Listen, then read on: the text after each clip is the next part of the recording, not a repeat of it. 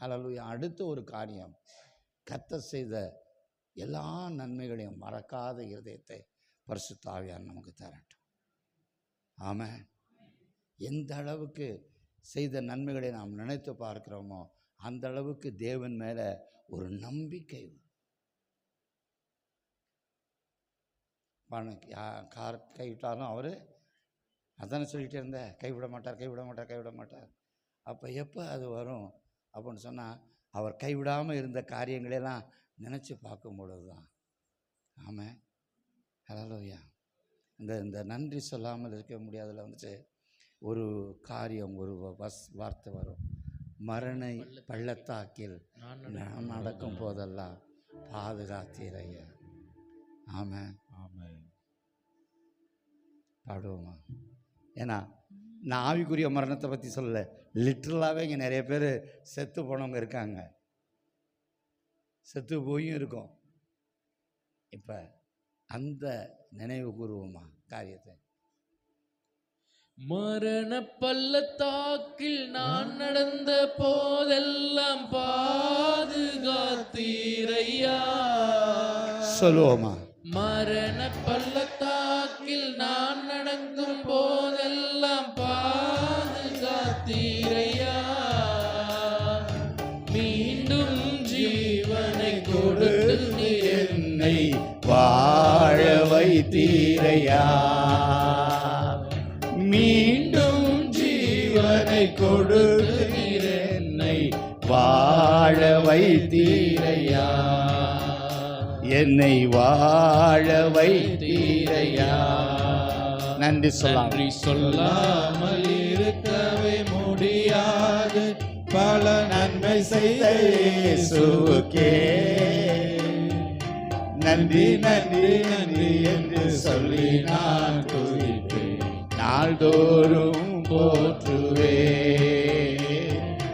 நாள்தோறும் மரண பள்ளத்தாக்கில் நான் நடந்த போதெல்லாம் பாதுகாத்தீரையா. நன்றி அப்பா. மரண பள்ளத்தாக்கில் நான் நடந்த போதெல்லாம் பாதுகாத்தீரையா. மீண்டும் ஜீவனை கொடுத்து என்னை வாழ வைத்தீரையா. மீண்டும் ஜீவனை கொடுத்து என்னை வாழ வைத்தீரையா. நான் பல தடவை சொன்னதை நான் மீண்டும் நினைவூட்டுகிறேன். இங்கே ஒரு சில பேர் மரண அனுபவத்தை அனுபவித்திருக்காமல் இருக்கலாம்.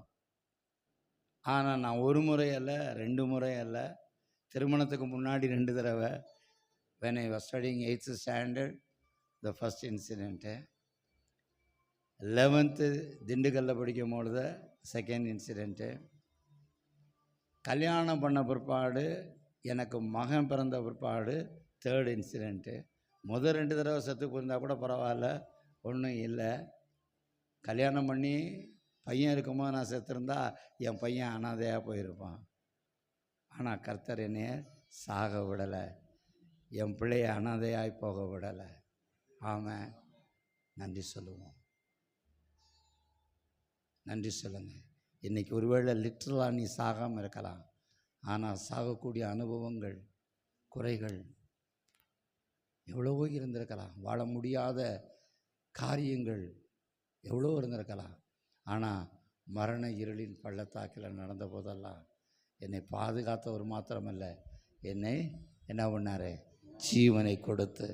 ஆமாம். ஸோ எனக்கு அருமையானவர்களே, இந்த நாளில் 2வது காரியத்தை நான் உங்களுக்கு வலியுறுத்த வருவேன். எப்பொழுதும் தெய்வம் செய்த நன்மைகளை நினைத்து கொண்டே இருப்போம்னு சொன்னால் நாம் சோர்ந்து போக மாட்டோம். ஆமாம், நாம் சோர்ந்து போக மாட்டோம். ஸோ எந்த அளவுக்கு இந்த நாட்கள், இனி ஒரு நாட்களில் ஒவ்வொரு நாளும் என்ன பண்ணீங்க?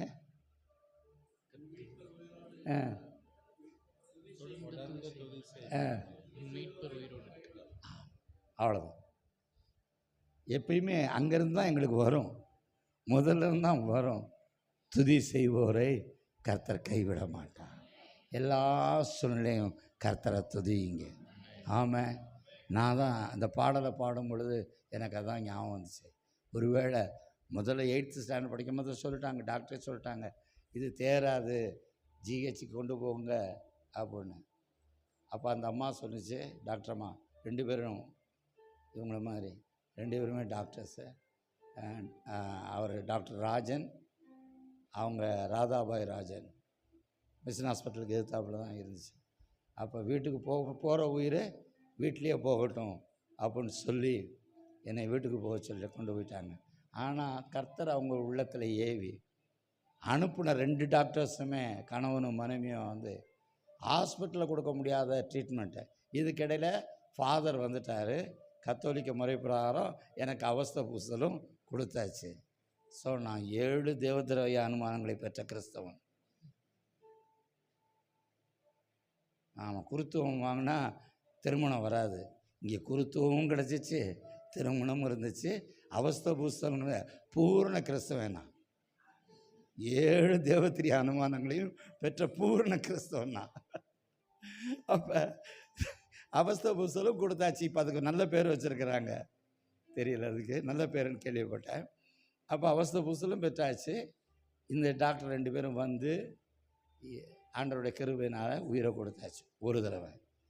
2ஆவது தடவை அப்போ பென்சிலின் போட்டேன். அப்போ சொன்னாங்க, நீ பென்சிலின் போட்டதுனால உனக்கு அலர்ஜியா. அதுக்கு முன்னாடி எத்தனை தடவை பென்சிலின் போட்டேன். அதுக்கப்புறம் ஸ்டடியிங் 11th சென்ட் மேரிஸில் படிக்கும் போது கண் பிரச்சனை வரும்போது ஊசி போட்டாங்க. அப்போ போட்டது டெரமைசின். அப்பையும் அதே மாதிரி, அப்பையும் கர்த்தர் காப்பாற்றினார். அதனால் டாக்டர் தங்கராஜ் அவர் சொல்லிட்டார், நீ போகணுன்னு ஆஸ்பத்திரிக்கு போகணுன்னு முதல்ல சொல்ல வேண்டியது என்ன தெரியுமா? ஊசி எனக்கு ஒத்துக்காது, இன்ஜெக்ஷன் எனக்கு அலர்ஜி. அதை முதல்ல சொல்லிட்டு தான் ட்ரீட்மெண்ட்டை ஆரம்பிக்க சொன்னார். அது என் மைண்டில் சரியாக பதிஞ்சிருச்சு. மற்றதெல்லாம் பதியுதோ பதியலையோ, இந்த நெகட்டிவான காரியம் மட்டும் நம்ம மைண்டில் பதிஞ்சிடும், சரியாக பதிஞ்சிடும். அதனால தான் இன்றைக்கி வர பாரு, ஒரு பல்லு பிடுங்கிறதுக்கு 25 ரூபா இப்போ விழுந்துடல, 25 ரூபாயில் பல்லு பிடுங்கிறத வந்துட்டு 2500 தியேட்டருக்கு போய் ஃபுல் தடவை கொடுக்கும்போது எனக்கு ஃபுல் மாஸ்கில் வச்சு இது கொடுத்தாங்க, குளோரோஃபார்ம் கொடுத்தாங்க. ஐ திங்க் எனக்கு ஞாபகம் சரியாக இருக்குன்னு சொன்னால், நான் மிஸ் பண்ண ஒரே சண்டே அந்த சண்டே சர்வீஸ் தான். செந்தில் நர்சிங் ஹோமில் தான் வச்சு எனக்கு இது பண்ணாங்க. ஸோ எதுக்காக சொல்கிறேன்னா, 2 தடவை, 3ஆவது தடவை கல்யாணம் ஆகி போச்சு, பிள்ளை வேற பிறந்துருச்சு. இதே தான் சொன்னேன், எனக்கு ஒத்துக்காதுங்க அப்படின்னு. இல்லைங்க, இது டெஸ்ட் இன்ஜெக்ஷன். என்ன இன்ஜெக்ஷன்? ஒன்றும் செய்யாது, நான் வேணாம் வேணான்னு சொல்ல இது டெஸ்ட் இன்ஜெக்ஷன், ஒன்றுமே செய்யாதுன்னு. ஆனால் மைண்டில் தான் நல்லா இருக்க, அலர்ஜி அலர்ஜி அலர்ஜி அப்படின்னு சொல்லி. அப்போ டெஸ்ட் இன்ஜெக்ஷன் தான் போட்டாங்க. போட்டோன்னா எனக்கு பழையது வந்துருச்சு. உடனே அதை ஆன்டி போடுறதுக்கு போட்டாங்க. அதில் தான் ரொம்ப தூக்குச்சு. அப்புறம் ஆக்சிஜன்லாம் கொடுத்து மறுபடியும் உயிரை கொடுத்தாங்க. எதுக்காக சொல்லனா, அப்போ எல்லாத்தையும் விட்டு போகிறோமே அப்படின்னு நினைப்பு இருந்துச்சு. ஆனால் கர்த்தர் என்னை கைவிடலை, என் குடும்பத்தையும் கைவிடலை, ஊழியத்தை கொடுத்து என்னை ஆசீர்வதித்திருக்கிறார். நன்றி சொல்லுங்கள். அனாதை ஆகலை, என் பிள்ளைகள் அனாதை ஆகலை. உங்களுக்கெல்லாம் தகப்பனா என்னை வச்சிருக்கிறார். ஆமென், ஹல்லேலூயா. எனவே எழுந்து நின்று அடுத்தடி நம்ம, எத்தனையோ நன்மைகளை என் வாழ்வில் செய்தீரே, ஏராளமாய் நன்றி சொல்வே. தயவுசெய்து பாடலா பாட வேணாம், உள்ளத்திலிருந்து வரட்டும். அவர் செய்த நன்மைகளெல்லாம் நினைச்சு பார்த்து மீண்டும் மீண்டும் எத்தனையோ எத்தனையோ நன்மைகளை என் செய்தீரே, ஏராளமாய் நன்றி சொல்வே. அவை அத்தனையும் நினைத்து நினைத்து நான் துதிப்பேன், ஆண்டவரை போற்றுவே. அவை அத்தனையும் நினைத்து நினைத்து நான் துதிப்பேன், ஆண்டவரை போற்றுவே. இப்ப அமைதி ஆயிருவோம். இப்போ அமைதியாயிரும். எத்தனை நன்மைகளை உனக்கு செஞ்சிருக்கிறார் நினச்சிப்பா. பாடுறது ரொம்ப எளிது. நினைவு கூறுவோம். நினைவு கூறும் தெய்வம், அந்த தெய்வம் நமக்கு செஞ்சதெல்லாம் நினைவு கூறுவோம். எத்தனை நன்மைகள், எத்தனை விபத்துகள், எவ்வளவு பாதுகாப்பு, எல்லாத்தையும் நினச்சி பாருங்கள். தெய்வம் உன்னுடைய வாழ்க்கையில் தனிப்பட்ட முறையில் செய்த அதிசயங்களை நினைச்சு, ஆச்சரியங்களை நினைத்து, பாதுகாப்புகளை நினைத்து, பராமரிப்பை நினச்சி பார்த்தியா? இதோட போதும் அப்படின்னு நினச்ச உன்னை மறுபடியும் உயர்ந்த நிலைக்கு கொண்டு வந்தாரே. எவ்வளவு காரியங்கள் நம்முடைய வாழ்க்கையில் செய்திருக்கிறார். கொஞ்சம் நினச்சி பார்த்து நன்றி சொல்லுங்க.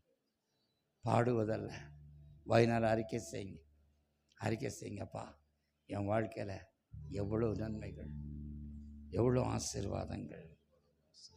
நன்றி ஆண்டவரே. நான் நிற்பதும் நிர்மூலமாகாமல் இருக்கிறதும் உங்கள் கிருபை ஆண்டவரே. நான் என் மனதிலிருந்து தான் பார்க்குறேன். ஆனால் உங்கள் மனது என்னை எப்படியாய் நேசிக்கிறது. நான் நினச்சது நடக்கலைன்னு தான் வருத்தப்படுறேன். ஆனால் நீங்கள் நினச்சது நடக்கும் என்கிற நம்பிக்கை இல்லாமல் இருக்கனே. எனக்கு நன்றி சொல்கிற இதயத்தை கொடுங்க ஆண்டவர். இதுவரை நீங்கள் செஞ்ச நன்மைகளெல்லாம் நினச்சி பார்த்து அனாதையாய் அலையாதபடி நீர் என்னோடு கூட இருக்கிறீர் என்கிற நிச்சயத்தை கொடுத்தீங்களே. சோர்ந்து போகின்ற நேரத்திலெல்லாம் உங்களுடைய வார்த்தைகளை அனுப்பி என்னை பலப்படுத்தினீங்களே. தனிமையிலே நான் இருக்கும் போதெல்லாம் பயப்படாத, நான் உனக்கு துணை நிற்கிறேன், சேனைகளின் கர்த்தராகிய நான் உன் பக்கத்திலே இருக்கிறேன் என்று சொல்லி ஆறுதல் படுத்தி பலப்படுத்தினீங்களே. எதிர்காலம் எப்படி இருக்குமோ, என்ன ஆகுமோ என்று சொல்லி பயந்து போன நேரத்தில் பயப்படாத, கலங்காத, நான் உன் தேவன், நான் உன்னை விட்டு விலகுவதும் இல்லை, உன்னை கைவிடுவதும் இல்லை என்று சொல்லி வார்த்தைகளை அனுப்பி என்னை பலப்படுத்தினீரே. உம்முடைய வார்த்தைகளுக்காய் நன்றி ஆண்டவரே. உம்முடைய ஆறுதலுக்காய் நன்றி ஆண்டவரே. கொடுத்த ஜீவனுக்காய் நன்றி ஆண்டவரே. பெற்றுக்கொண்ட எல்லா நன்மைகளுக்காக நன்றி ஆண்டவரை. சொல்லுங்க நன்றி, நன்றி, நன்றி, நன்றி ஆண்டவர்.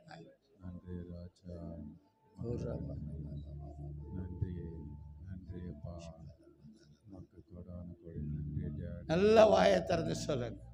வாயை விரிவாய் தரங்க. நன்மையினால நிரப்பட்டும். நீ நினைக்கிறபடி அல்ல உன்னுடைய எதிர்காலம், அவர் நினைக்கிறபடி கர்த்தர் உன்னுடைய எதிர்காலத்தை வைத்திருக்கிறார். ஹல்லேலூயா, ஹல்லேலூயா. ராலாபா ஷிகாலாபா பாபா. இஸ்ராயேல் ஜனங்கள் பூரா தங்களை காக்க ஒரு மேசியா வருவார், அவர் ராஜாவை போல வருவார் என்று நினைத்தாங்க. ஆனால் மேசியா வந்தார், மேசியா பிறந்தார் ஒரு மாட்டு தொழுவத்தில். ஆனால் அந்த மாட்டு தொழுவத்தில் பிறந்த அந்த மேசியா தான் மரணத்தை ஜெயித்த மேசியாவாக எழுந்தார். எனவே சூழ்நிலையில் பார்க்காத, ரபா ஷிகாலவா, தேவன் வைத்திருக்கிற மேன்மையான திட்டங்களைப்பா, மேன்மையான திட்டங்களைப்பா. நீயா ஒன்று தீர்மானம் பண்ணாத. இயேசுவுக்கு எவ்வளோ பேர் இருக்கு, எவ்வளோ பேர்னால அவர் அழைக்கப்பட்டார். ஆனால் நம்ம எல்லாரும் மறக்கக்கூடிய ஒரு பேர் என்ன தெரியுமா? இவன் தட்சன் மகன் அல்லவா, இவன் தட்சன் மகன் அல்லவா. We never remember that word. இயேசு எவ்வளோ பேர்களை சொன்னாலும் ஒரு வார்த்தை சொல்லப்பட்டது, இவன் தட்சன் மகன். ஆனால் அந்த தட்சன் மகன் மூலமாகத்தான் கர்த்தர் ரட்சித்தார்.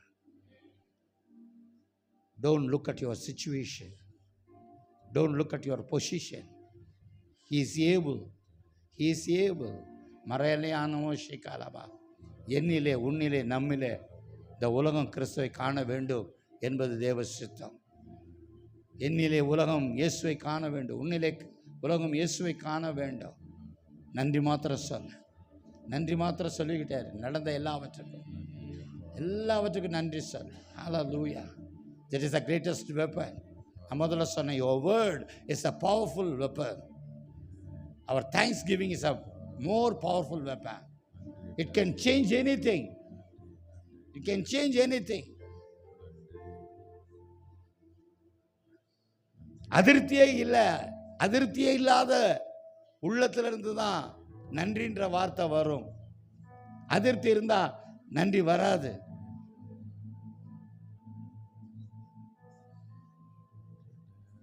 தேவனுடைய மனுஷன் கேட்டான் அந்த சுனாமியால பார்த்து, நான் என் ஜாதி ஜனங்களிடத்துல நல்லா இருக்கேன், குறை வார்த்தை சொல்லல. அவனே வாலண்டியரா கேட்கிறான், உனக்காக ராஜாவிடத்துல பேச வேண்டுமா சொல்லு, நான் பேசுறேன். இல்ல, தேவையில்லை, நான் சுகமா இருக்கேன். திருப்தி திருப்தி திருப்தி. ஆவியானவர் எனக்கு உனக்கு அந்த திருப்தி தரட்டும். திருப்தி படுத்துகிறவர் நம்மோடு கூட இருக்கிறார். திருப்தி படுத்தியவர் நம்மோடு கூட இருக்கிறார். எதிர்காலத்தில் உன்னை திருப்தி படுத்த போகிறவரோ உன்னோடு கூட இருக்கிறார். எனவே அதிருப்திக்கும் எனக்கு சம்பந்தமே இல்லைன்னு சொல். நன்றி மாத்திரம் சொல். ஆண்டவரே, திருப்தியா இருக்கேன், நன்றி ஆண்டவரே. இந்த அளவுக்கு என்னை வைத்திருக்கீங்களே, நன்றி ஆண்டவரே. இந்த அளவுக்கு உயர்த்திருக்கீங்களே, நன்றி ஆண்டவரே. ஓ ஹல்லேலூயா, ஹல்லேலூயா, ஹல்லேலூயா, ஹல்லேலூயா. ஓ ராமா மாமா மாமா மாமா மாமா.